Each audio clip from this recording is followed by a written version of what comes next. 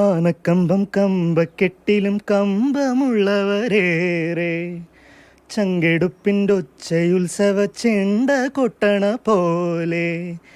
എത്ര പറഞ്ഞാലും പറയാത്തതൊത്തിരി വേറെ, കാണണമെങ്കിൽ കാണണം ഗഡി തൃശിവ പേരൂര്.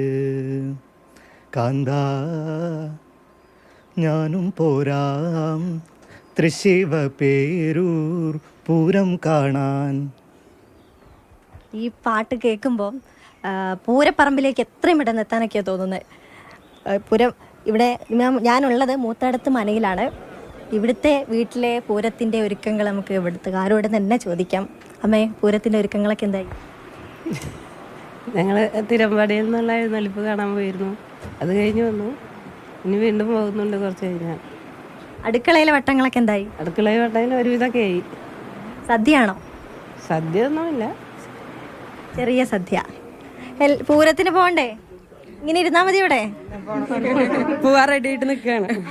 എല്ലാ വർഷവും പോവാറുണ്ടോ? സാധാരണ ഈ ദിവസങ്ങളിൽ സ്ത്രീകളൊന്നും പോവാറില്ല എന്നൊക്കെ പറയുന്നത്, നിങ്ങൾ പോവാറുണ്ട്? എൻ്റെ ആദ്യത്തെ പോവാറുണ്ട്. ഇഷ്ടമാണോ? പൂരത്തിൽ ഏറ്റവും ഇഷ്ടമുള്ള കാര്യം എന്താ? കുടമാറ്റം കാണാൻ ഭയങ്കര. ആ സമയമാകുമ്പോഴത്തേനും പോവും. പോവും.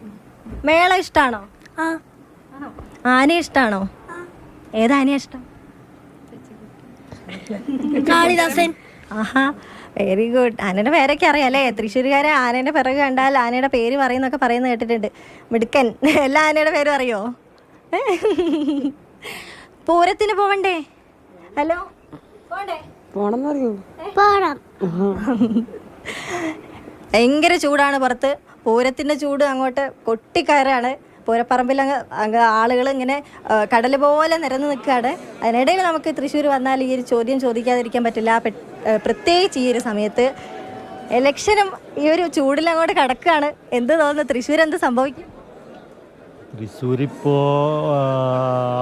ഇപ്പോൾ ഇലക്ഷൻ 2 ദിവസമായിട്ട് ഇലക്ഷൻ അവധി കൊടുത്തിരിക്കാൻ ഞങ്ങൾ. തൃശ്ശൂർക്കാർക്ക് എന്ന് പറഞ്ഞാൽ തൃശ്ശൂർ പൂരം എന്ന് പറഞ്ഞാൽ അതൊരു പൂരം തന്നെയാണ്.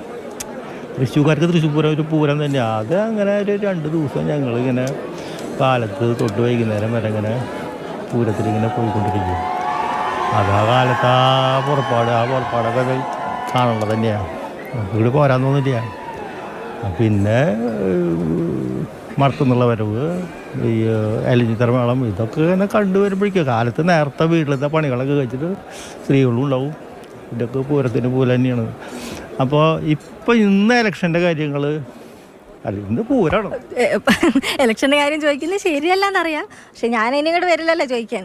നല്ലൊരു അഭിപ്രായം എന്നോട് പറഞ്ഞാൽ. അപ്പോൾ എന്താണ് ഇലക്ഷനെ പറ്റിയിട്ട് ഇപ്പോഴത്തെ ഇലക്ഷൻ്റെ ചൂട് എങ്ങനെയാണെന്ന്?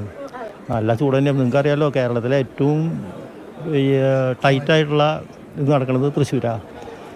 വലിയ ശക്തമായൊരു ത്രികോണ മത്സരം, ഇഞ്ചോടിഞ്ച് പോരാട്ടം എന്നൊക്കെ പറയുന്നത് പോലെ അത് തൃശ്ശൂരാണ് നടക്കണേ. അതിൻ്റെ ഒരു ചൂടുണ്ട്. അത് ചൂടിന് ഞങ്ങൾ തൽക്കാലം ഇന്നത്തേക്ക് ഒരു അവധി കൊടുത്തിരിക്കുക. ആ ഇലക്ഷൻ ചൂടിന് ഇന്നത്തേക്ക് അവധി കൊടുത്തു.